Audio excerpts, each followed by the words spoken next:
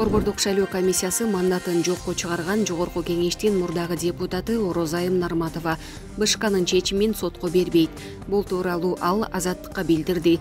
Нарматова мунун себебин сот адилеттигине ишенбей тургандыгы менен түшүндүрдү. Менин мандатымды мыйзамсыз тартып алышты. Бирок менин үнүмдү баса алышпайт. Депутат болбосом дагы жарандык позициямды активдүү билдирип, куугунтукка жана мыйзамсыздыкка каршы күрөшө берем, деди Нарматова. Борбордук шайлоо комиссиясы 20 январдагы отурумунда Жогорку кеңештин депутаты Орозайым Нарматованын мандатын жокко чыгарды. Жогорку кеңештин депутаты Орозайым Нарматованын ордуна Айгүл Айдарова депутаттык мандатка ээ болушу мүмкүн. Бул тууралуу жергиликтүү маалымат булактары билдирди. Мыйзам боюнча квотанын негизинде аял депутат кетси, ордуна аял киши келиши шарт. Бүтүн Кыргызстан партиясынын тизметинде алган добушу боюнча Нарматовадан кийинки сапта Айдарова турат. Ал шайлоодо 548 добушка ээ болгон. Эске салсак, 20 январда Борбордук шайлоо комиссиясы Жогорку кеңештин депутаты Орозайым Нарматованын диплому жасалма деп таап, аны мандатынан ажыратты. Министрлер кабинетинин төрагасы Акылбек Жапаров Талас облусунда жумушчу сапары менен жүрөт деп билдирет. Министрлер кабинетинин басма сөз кызматы. Маалыматка ылайык, сапардын жүрүшүндө Министрлер кабинетинин төрагасы аймактын өткөн жылдагы социалдык, экономикалык өнүгүү жыйынтыктары каралуучу Талас облусунун коллегиясына катышат. Манас Ордо комплексине барат.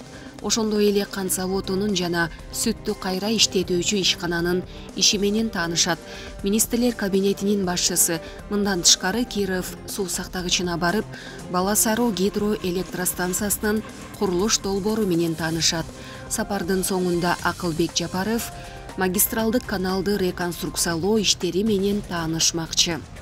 Кыргыз-тажик чегарасында чыр чыкты. Бул тууралуу Спутник Тажикстан кызматы кабарлады. Маалыматка ылайык, окуя 20 январда болгон. Тажик басылмасынын маалыматына караганда, кыргыз жарандары Чорку кайылынын тургунунун унаасына таш ыргыткан.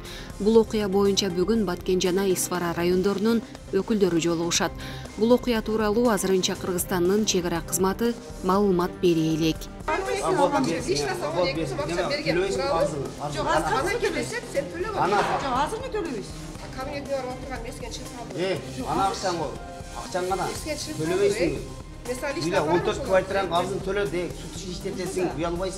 Ош шаарынын тургуну Зура Жаныбекованын тазалык ишканасына карызы 22 миңге жеткен. Ал 2021 жылдын июль айынан бери көрсөтүлгөн сумманы төлөбөй келет. Тиешелүү кызматкерлер карызды өндүрүү максатында мынтип рейд иштерин башташкан. Жаныбекова талап боюнча 10 адамга 25 сомдон болгондо айына 250 сом төлөшү керек. 12 адамдын акчасын алып жеп алып беришеби? 12 адам келген жок да бергечи. Сен ошону текшерип атасыңбы? 6-7 адам кирген текшерип атасыңбы? Мен сага ушерге отурчу өзүм, бүгүн кечке отурчу 12 адам кире экен. Мен больницада 1 жыл больницада жаттым Бишкектечи, балам алып. Төлөнбөй калдык, эски карыз. Төлөнбөй калган кийин барсам, алып келебиз. Мен акчаны мен өзүм төлөп коем деп, мирган мен колуман акча алган. А болуптур деп берип койгом мен ага ишенип. Ондан бутон да калычанын колуна акча берген мен 10 000 сом. Ош тазалык ишканасынын кызматкерлери жарандар таштандыга аз акча төлөө максатында үйдөгү жашоочулардын санын жашырып коюшарын айтышат. Мисалы Зура Жаныбекова көп кабаттуу үйлөрдөн 14 батирди ижарага алып, аны күнүмдүк конок үйүнө айланткан. Муну жанында жашаган кошуналары да бышыктап, ызы чууга наразычылыгын айтышууда.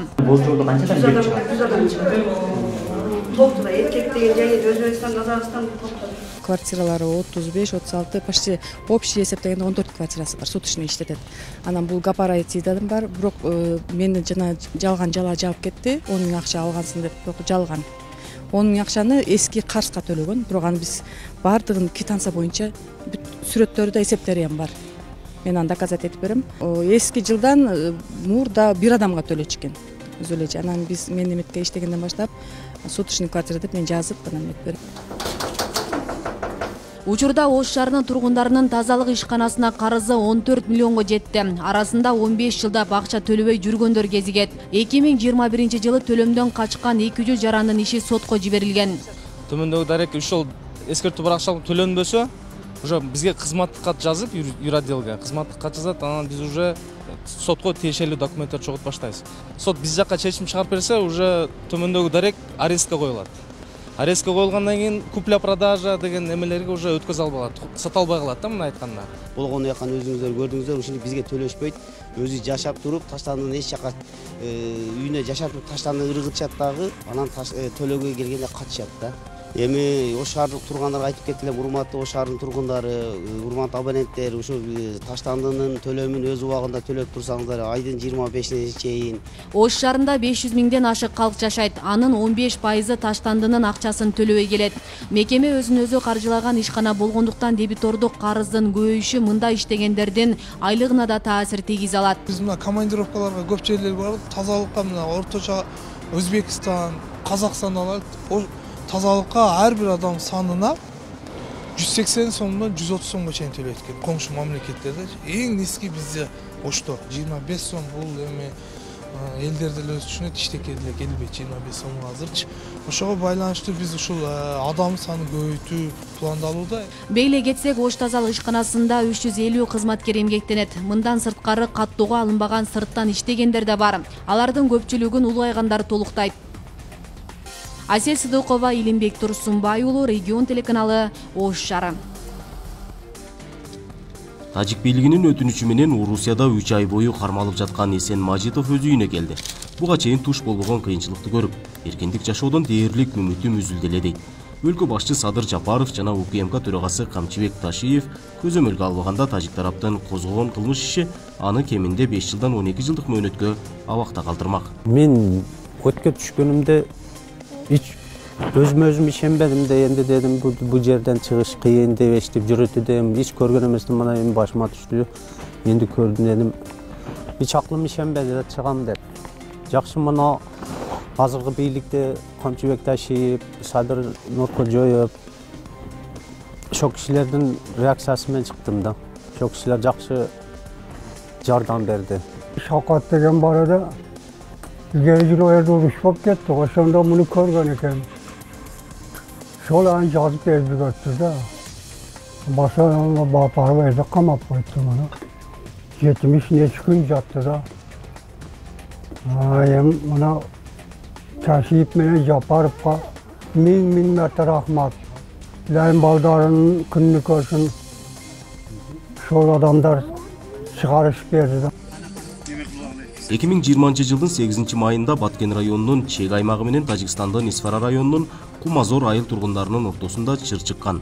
Ага байланыштуу Эсен Мажитовго Тажикстандын Исфара шаарынын прокуратурасы массалык башаламандыктарды уюштуруу беренеси менен кылмыш ишин козгогон. Көп кыйынчылык кыйнадылар да. Бояка сүдүрөдү, бияка сүдүрөдү. Ошол кесепет менен 3 ай отуруп чыктым. Ошо булар жалган маалымат жазып бергени, биздин 6 гектар жерди мыйзамсыз өзгөртүрүп алган. Биз буга предупреждение бергенбиз, чыгып кет, үйдү таштап, жерди таштап чыгып кет десек, таштап кет десек кеткен эмес. Ошол себептен муну международный розыска бердик деп өткө орустарга ушинтип жазып бердик. Эсен Мажитовдун турмушу негизинен Орусияга барып келип тапкан каражат менен өтүп турган. Акыркы окуядан соң мындай мүмкүнчүлүктөн да кур калды. Өз үйүндө жүргөн жеринен да кошуна тараптын чек арачылары көз салып турат экен. Кайтып Россияда иштеп келгендеринде уже мага запрошен кылып ташады. Экинчи кирбей турган кылган. Майли рахмат, жакшы ошо чыгып келгенине мен ушу жүр. Эми маишетти кандай десем, азыр да көрсөтөм, мына кырдын башында түнү күн тайштын солдаттары турат. Түнү күн азыр. Ошол үчүн мен эми кандай мен азырынча только азыр чал кампирдин пенсиясы менен жашап турам. Биздин эң кирешеги ошол Москва эле да барып тирилигибизди алып калып эле. Азыр энди 2-3 айдан бери кыйналдык. Ошо кийимиге тапсак үстү калат, же тамагына тапсак үстү калат, үстүгө окусаң тамагы. Энди ошонун шаягын карап бизге ошо постоянно көбөйтүп, анандай жерлерге бир кичине ишканаларды ачып берсе ой, биз ошону иштейт элек. Рахмат, Ташиев кам келди. 9 кыз 2 уулду эрезеге жеткирген Шари апа жалгыз уулу Эсен Мажитовдун камактан бошоп келгенине сүйүнүп отурат. Анткени уулу баласы Аман Мажитов Тажикстанда кармалып, каза болгондуктан экинчи баласы да тажик бийлигинин өтүнүчү менен Орусияда кармалганда катуу коркконун айтат. Машинеке нашаны таштап Şarkıda kamap, var yoğun karal akıllı vurup dur. Ona kocam kağıt kaldı. Kocamın tacıktı maşinesini 2000'den kira kılıp 2 Mart'a varıp kırıp geldi. Daha varıp kırıp gelince böyle kaldı. Esen Majitov 2021 жылдын 18 апрелинде Орусиянын Нижний Новгород шаарында кармалып, кыргыз бийлигинин кийлигишүүсү менен июль айында бошотулган. Ден соолугуна байланыштуу Орусияда дарыланып жүрүп, өз өлкөсүнө келген. Нургазы Жайнаков, Регион телеканалы, Баткен облусу.